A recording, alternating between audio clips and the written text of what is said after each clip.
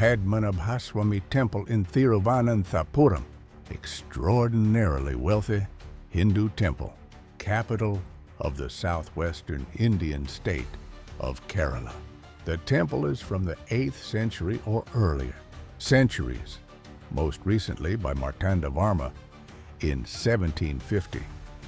The temple was the subject of international attention. In 2011, revealed a wealth of diamonds, precious stones. Temple has also been the subject of legal controversies. And here's the weird part: Roman emperors. Because 2,000 years ago, Rome mostly traded with Europe because pepper in the Roman Empire. Pepper, both long and black, was known in Greece by the 4th century BCE, probably as a luxury item that only the very rich could afford. Their wine. Pepper's popularity in rich food and to conquest of Egypt, and its use spread rapidly to Rome, Gaul, modern France. Pepper became an essential ingredient used in food in the Roman cuisine, was infused with exotic allure, gold and silver from Rome, particularly popular and extremely expensive medicines, and in stimulating tonies, which it was a genuine addiction. They literally called it black gold. Rome had nothing that India wanted. With its armies and engineering infrastructure, could not produce anything that India wanted. Common cost little in history.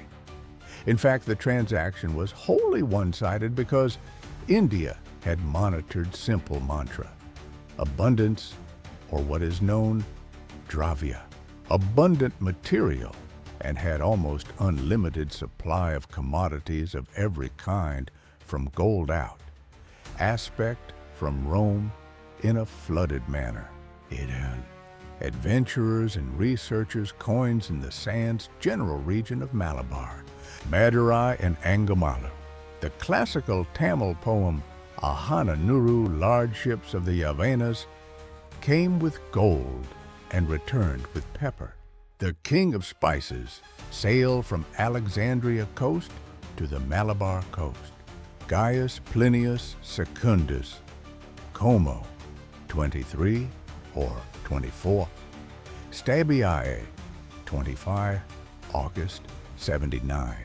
Known in English as Pliny the Elder.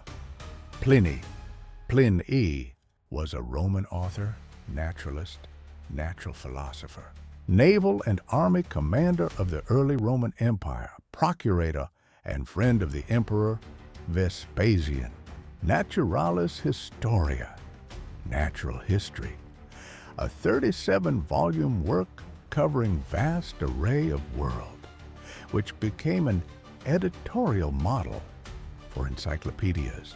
He spent most of his spare time studying, writing, or investigating natural and geographic phenomena in the field. Rome's most famous naturalist, and the gold forever stayed in India. History vignettes, when pepper gave new name, the sink of precious metals, with pepper at the heart of its flourishing and other precious metals from Rome earning it the moniker, sink of precious metals. He called India the sink of the world's gold. Patrician Romans had loved spices. Beautiful Indian luxuries such as outarts, silks, spices. Elder Roman author and natural philosopher wrote accounts of the Roman addiction to Indian luxury products. His drain of gold from Rome to India to the heavy. In his book, Indian Feudalism, 1965, R.S. Sharma explains that leaving Rome and going to South India, and that has long Rome, have long-term value like gold. Being cached in the use Indian Oceans, which was reached from the west via the Red Sea.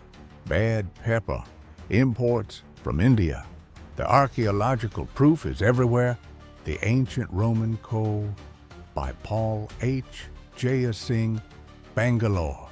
India has been famous for its spices, even from early ancient world's market. These spices include dried fruits such as turmeric, garlic, and ginger, barks such as cinnamon. In 80 BCE, the Egyptian city of Alexandria became port of Indian spices en route to Rome. Following the Roman conquest of Egypt, 100,000 B. Department of Indian rivers delivering merchants were stocked with Indian spices. Many of those coins have cut marks. Indian merchants were slicing into Rome, was cheating them. Picture it. And some guy in the Malabar Coast takes out a knife, cuts into their money, inspects it, and goes. This was the flex that South India had 2,000 years ago. British, Napoleonic, Dutch, British.